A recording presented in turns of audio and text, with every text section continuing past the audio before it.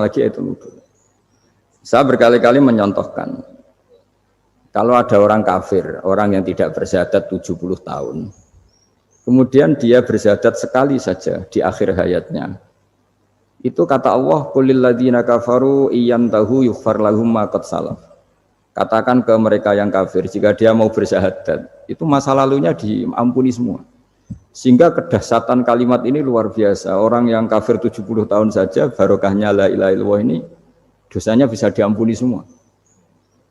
Nah kemudian karena ilmu ini tidak begitu populer atau kurang dipopulerkan, atau kita sendiri kurang menghayati, sehingga la ilaha illallah itu lebih dianalisis, cara lafadz ini, pelafatannya ada sanadnya enggak ya gitu. Terus cara melafatkan bareng-bareng seperti itu ada tumpengan ini bid'ah enggak ya. Jadi pertanyaannya sudah tidak tentang keramatnya atau sakralnya atau fadilahnya la ilaha illallah, tapi sudah macam-macam. Wiridan cara seperti ini ada hadisnya enggak, legal enggak, terus ada sanadnya enggak.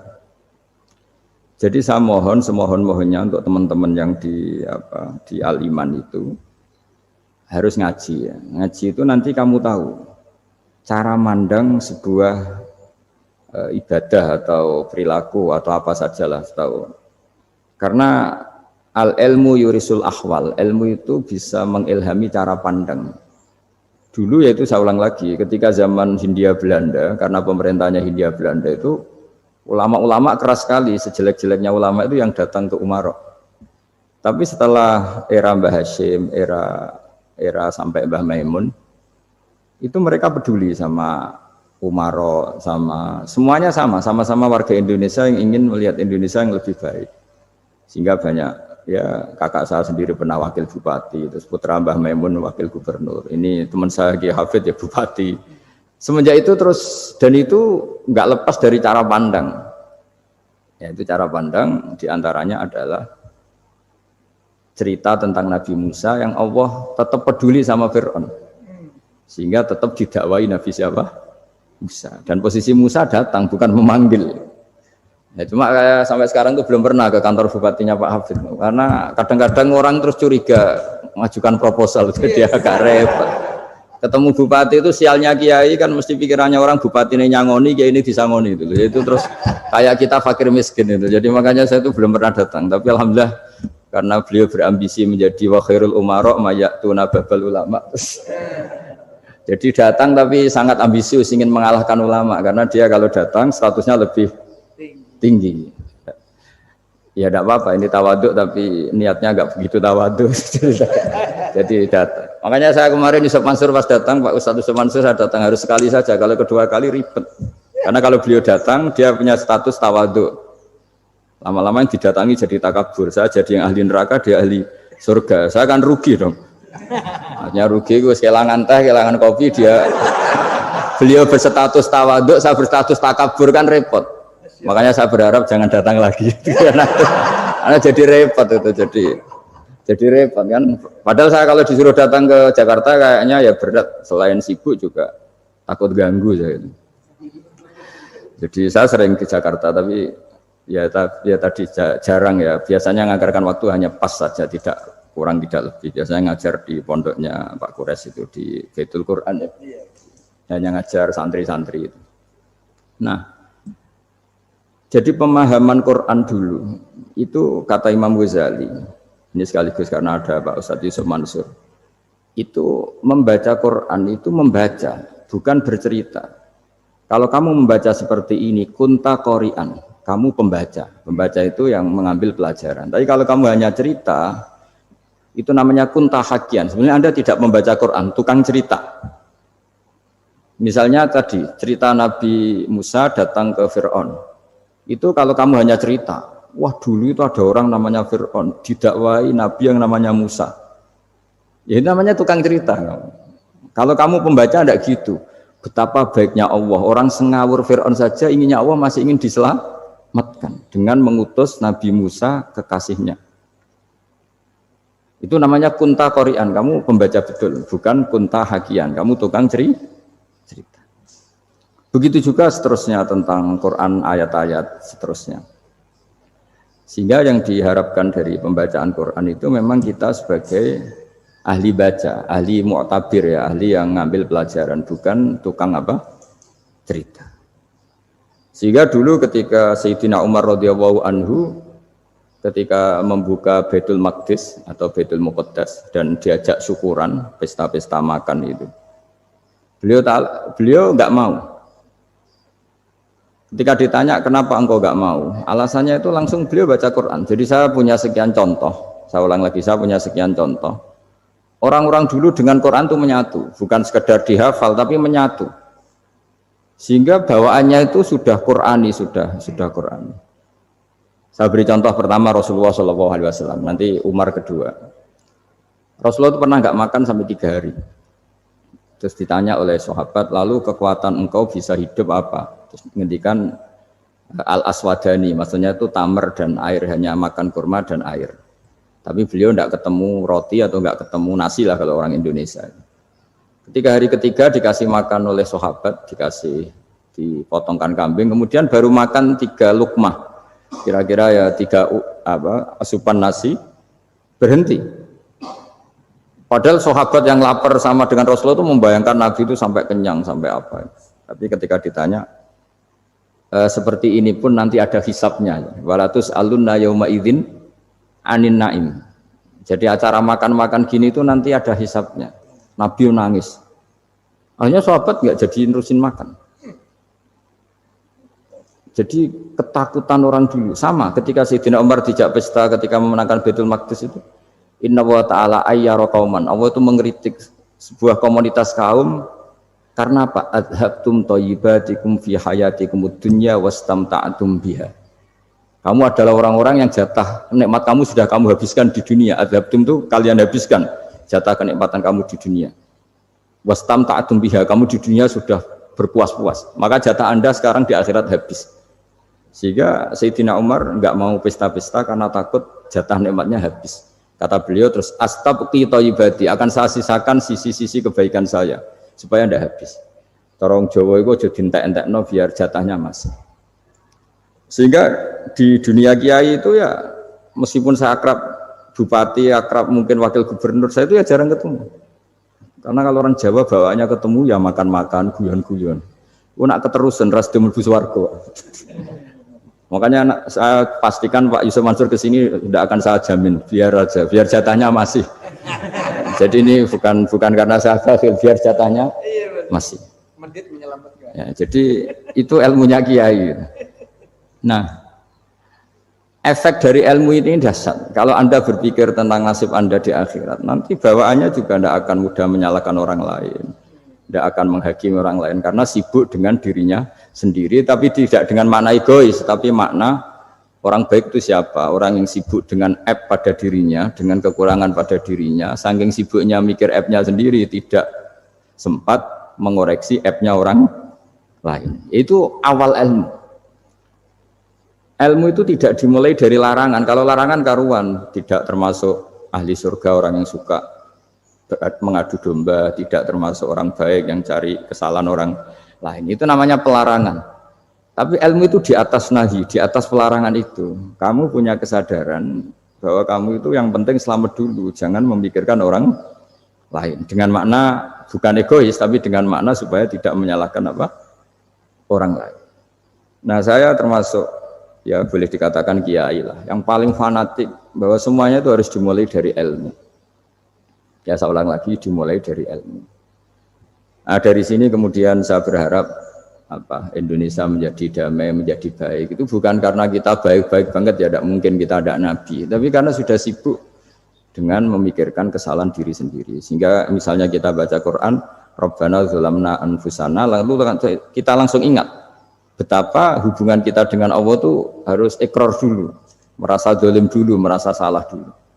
Nah, kalau semua orang merasa salah di depan Allah ini mesti bawaannya enggak mudah menyalahkan orang lain, karena kita bilang Rabbana dzalamna anfusana. Nah, itulah ilmu-ilmu yang mungkin banyak pembaca Quran tapi hanya baca, atau kalau baca ini tok disebut al-haqi, ahli cerita. Yang dibutuhkan tuh al-qari', pembaca kemudian mu'tabir, kemudian mau beriktibar. Seperti yang dilakukan tadi Harun Ar-Rasyid tadi. Inna wa ta'ala arsala man huwa khairun minka ila man huwa syarrun minni. Wa ma'adzalika yaqulu wa ta'ala faqula lahu qaulal layyin. Ini kamu tidak usah memaksakan musyaddid keras sama saya, karena Allah Ta'ala telah mengutus orang lebih baik ketimbang kamu, yaitu Nabi Musa, ke orang yang lebih jelek ketimbang saya, yaitu Fir'aun. Itu saja harus beretika. Faqula lahu qaulal layyinan la'allahu yatadzakkaru aw yakhsha. Dan alhamdulillah bawaan kita sebagai orang Timur atau orang Jawa itu kalau mau ngandani orang itu halus sekali. Di antara bentuk kehalusan kata-kata diceritakan di ayat lain ketika Nabi Musa ketemu Fir'aun. Dawuhnya begini, fakul apa itu yang di juz 30 yang juz di juz 30 ini yang bagian dari, kan tadi hanya fakul lahu qaulal layyinan. Lahu qaulal layyinan itu bentuknya apa? Ya, bentuknya apa? Itu Nabi Musa disuruh ngendikan sama Fir'aun. Apakah kamu mau saya nasihati? Fakul halaka ila antazakka. Halaka itu pilihan, hal itu istifham, laka itu otoritatif. Jadi betapa santonya kalimat itu. Fakul halaka ila antazakka. Jadi kalau dimaknani model Pak Hafid, model saya ngaji di sarang itu, halaka onoto iku kedue sira, berhak bagi kamu, berhak bagi Anda, apakah Anda berhak loh mendapat nasihat supaya Anda jadi orang yang lebih baik. Halaka ila antazakka. Jadi tidak kalimat perintah, tapi kalimat pilihan. Apa engkau mau saya beri nasihat? Wah dia ka ila rabbika fatakhsha. Dan saya beritahu kamu tentang Tuhan dan kemudian kamu menjadi orang yang baik, fatakhsha, orang yang punya khasyah, punya. Jadi kayak apa kalimatnya itu? Napa jenengan kersa?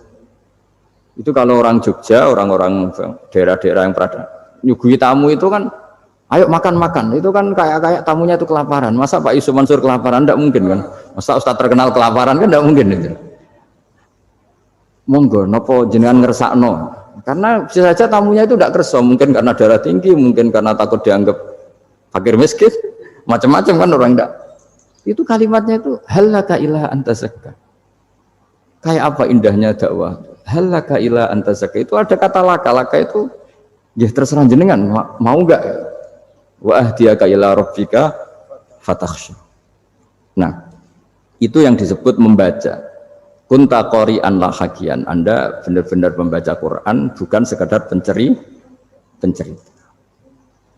Nah, kemudian ini yang terakhir saya juga baru, sebenarnya saya itu enggak pernah bilang sanggup itu, tapi Pak Ustadz Zakaria itu GR terus. Sampai tadi pagi itu saya belum tahu kalau ada acara ini.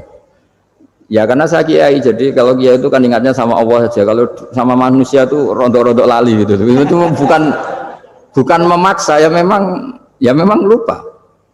Sejauh mana sih pentingnya manusia kan tidak penting cara ilmu tasawuf itu. Tapi karena ini titipan Rasulullah SAW terus menjadi penting kan. Dititipi umat gak jenengan itu ya sudah ngaji ngatur kiai ribet itu. Kiai ini biasa ngaji kan, kiainya yang ngatur, santri ini enggak. Pak Yai ngaji tanggal ini jam ini.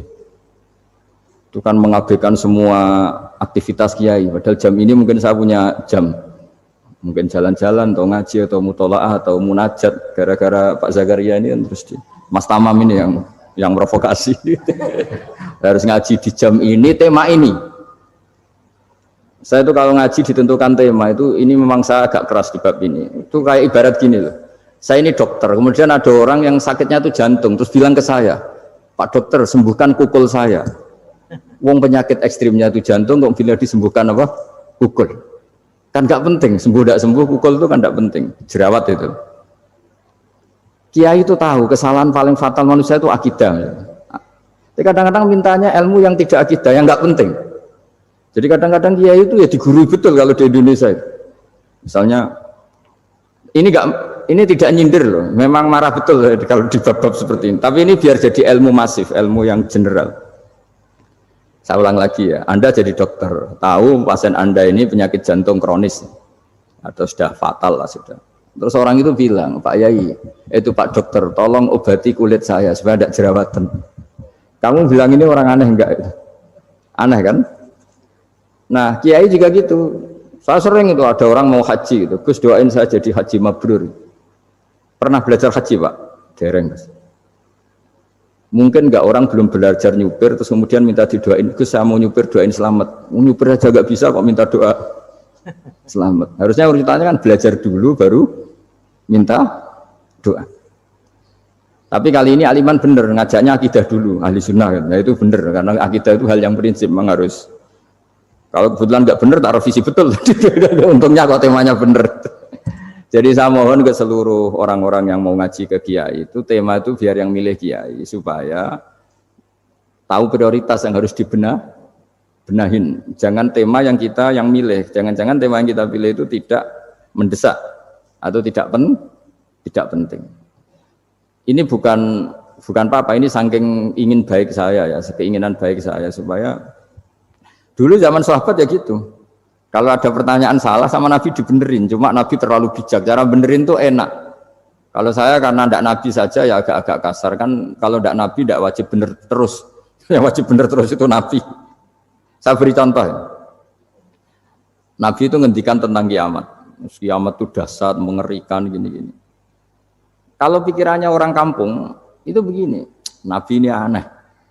Cerita kiamat dahsyat tapi nggak ada tanggalnya, ada tahunnya. Harusnya ada dong, biar kita bisa persiapan. Sehingga Nabi disomasi di tengah-tengah khutbah itu, ya Rasulullah mata sa'ah. Nah, karena ini orang Bedui, Nabi nggak dengerin, masih ulang lagi. Mata sa'ah ya Rasulullah. Ketika Nabi mengabaikan itu ada dua kelompok sahabat, yang satu bilang lam yasma, Nabi tidak dengar sehingga mengabaikan. Yang kedua bilang sami'a wa kariha, Nabi sebenarnya mendengar tapi tidak berkenan. Tapi diulang lagi ketiganya, ya Rasulullah mata sa'ah. Akhirnya Nabi jawab, mau tidak mau, karena kalau enggak ya namanya orang Bedui ngomong terus.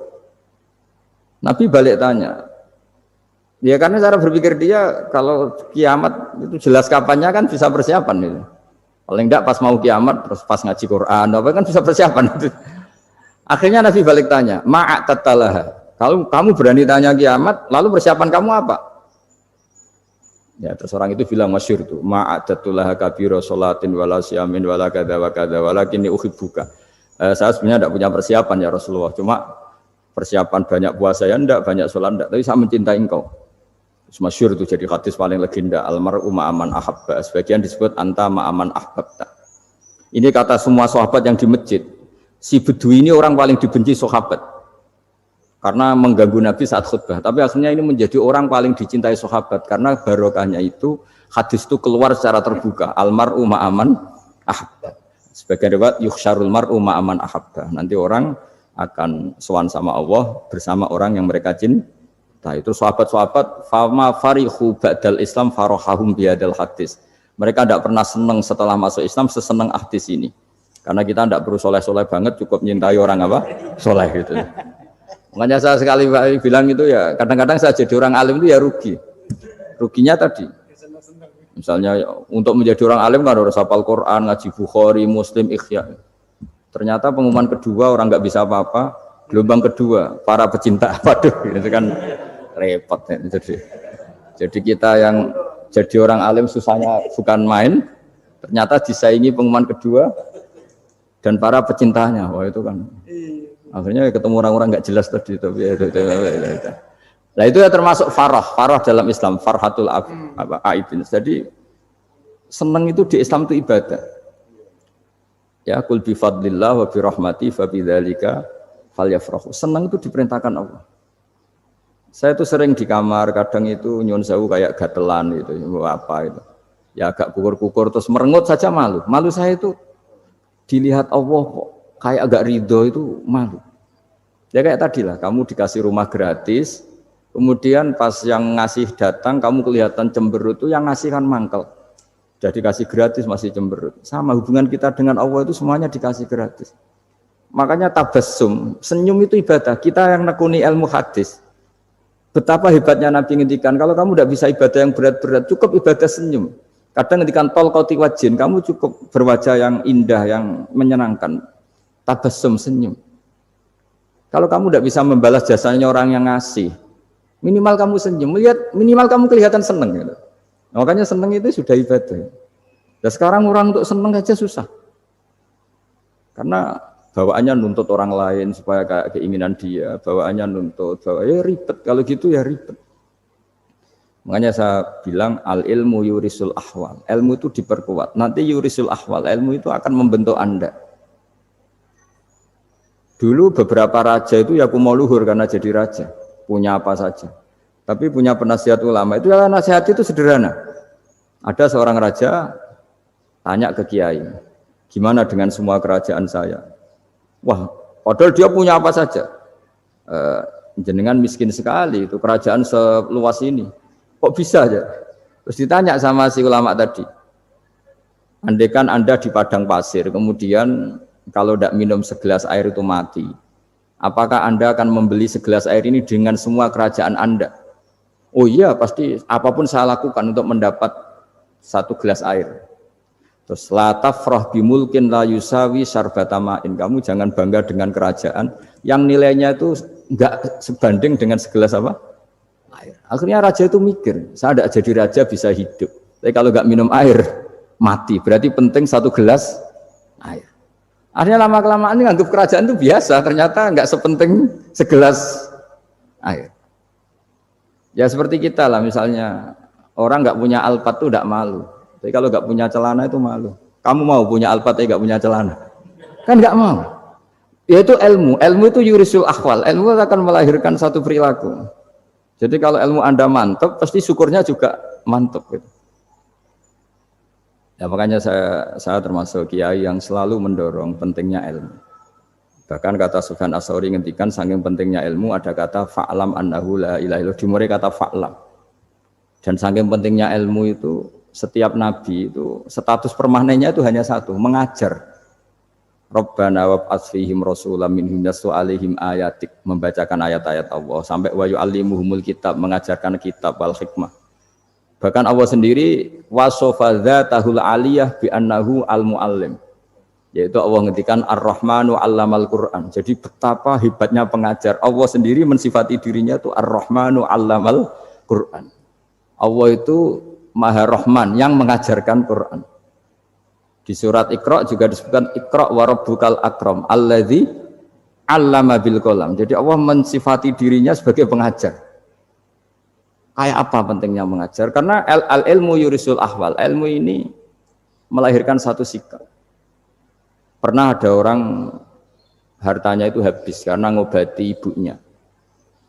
Terus datang ke saya, dia sumpek karena hartanya habis ngobati ibunya. Terus dia bilang, Gus saya ini sekarang sudah miskin karena ibu saya sakit dan harta saya habis untuk ngobati ibu saya. Terus tak guyoni sama saya. Kon kepen pinter apa kepen goblok? Kepen pinter Gus. Ingin pinter apa ingin goblok? Katanya ingin pinter. Kalau ingin pinter bahasanya jangan gitu. Harta kamu itu masih di akhirat karena habis untuk ngobati ibu. Bayangkan kalau habis untuk maksiat itu habis betul. Terus dia mulai syukur. Alhamdulillah Gus. Harta saya habis secara heroik karena untuk mengobati apa ibu. Sudah pinter dia. Akhirnya miskin sampai sekarang ya tetap pede saja karena masih punya tabungan di akhirat. Dan itu saya terinspirasi oleh ilmu juga. Jadi dulu Sayyidah Aisyah itu pernah nyimpan sepotong daging kambing, disimpan untuk dimakan beliau, karena beliau mau iftar ya, mau buka atau apa. Singkat cerita, karena bawaan keluarga Nabi itu sakhok, ada orang minta dikasihkan. Suatu saat akhirnya kan habis, terus Nabi tanya, yang daging tadi di mana? Habis. Terus Nabi cara menjelaskan itu indah sekali. Harta kamu itu baju yang kamu pakai nanti ya rusak, yang kamu makan nanti ya ke WC. Wa tasaddaqta fa abqaita. Memang di semua riwayat itu pakai dhamir mukhatab mudzakkar, meskipun asal usul riwayat itu untuk Sayyidah Aisyah karena untuk umum. Yang kamu sedekahkan tuh yang masih. Kamu jangan bilang kamu sedekahkan tuh yang habis, yang kamu sedekahkan tuh yang masih. Misalnya saya punya uang 1 miliar misalnya. Terus pernah tak sedekahkan ke fakir miskin atau ke kiai atau ke pondok 100 juta. Itu yang mesti masih, karena kadung di luar kekuasaan kita. Kadung lillahi ta'ala. Justru yang masih itu yang potensi nanti untuk hal-hal yang kurang positif. Semenjak itu orang sedekah itu begitu entengnya karena itu yang masih. Ya tapi tentu syaratnya yang tepat ya. Saya sekarang sering kampanye sedekah tepat. Karena misalnya sering saya itu didatangi orang kaya. Gus saya ini punya uang banyak, ingin punya masjid. biar dipakai orang Jumatan. Terus saya bilang, kamu ingin jadi orang baik betul apa baik versi Anda? Baik betul, Gus. Tak ajarin mau, gak tersinggung. Mau, Gus. Kalau Anda bikin masjid di kampung Anda, masjid terbaik di dunia sekalipun, yang bingung saya, ahli fikih. Kok bisa? Kan terjadi 2 Jumatan, nanti sahnya yang mana? Kamu enak aja bikin masjid, gak? Kamu bikin masalah baru bagi kiai fikih di daerah kamu. Belum nanti orang terus migrasi ke masjid Anda karena lebih baik, koriknya lebih baik. Kamu membunuh masjid yang lebih tua, itu nggak sopan sekali, masjid itu sudah lebih tua kamu. Akhirnya mikir, nggak usah Gus kalau gitu, sedekah apa saja, yang penting perintah jenengan gimana. Ya sudah. Jadi sedekah itu juga harus dibina supaya kalau orang, kan bisa saja kan uang 100 juta itu untuk fakir miskin manfaat, ternyata untuk masjid yang sifatnya aksesoris, untuk lampu yang kristal yang mahal-mahal bukan yang pokok. Itu pentingnya ngaji ya. Jadi lagi-lagi al-ilmu yurisul ahwal. Ilmu itu melahirkan satu sikap. Jadi ketika ada masjid baru, kalau orang nggak bisa ngaji fikih, wow ada masjid baru, masjid banyak. Tapi kalau yang ngaji fikih ngerti ini malah ada masalah baru karena ada ta'dudul Jum'atan. Gimana hukumnya 2 Jum'atan dalam kondisi yang tidak mendesak. Makanya sekarang saya baru kampanye itu. Dulu itu kalau ada masjid banyak itu kan faktornya beda ormas, beda pemahaman atau agak jauh, masih hukum sosial atau bawaan kondisi. Misalnya di dekat UGM itu ada masjid kampung pertama, bawaan masjid karena ada kantor besar, atau bawaan ada pabrik besar, atau ada sekolahan besar. Tapi sekarang itu ada pertanyaan baru, ada masjid baru karena ada orang kaya ingin bikin masjid, itu gimana itu hukum? Nah, tapi kalau orang nggak nekuni fikih itu ya langsung wah bagus untuk bangun masjid. Bagus piye gene sing kangelan memfikihkan tadi. Nah itu ilmu. Jadi kalau yang tidak nekuni fikih itu ya tidak tersiksa, tapi yang nekuni fikih itu pasti tersiksa karena seperti itu tadi.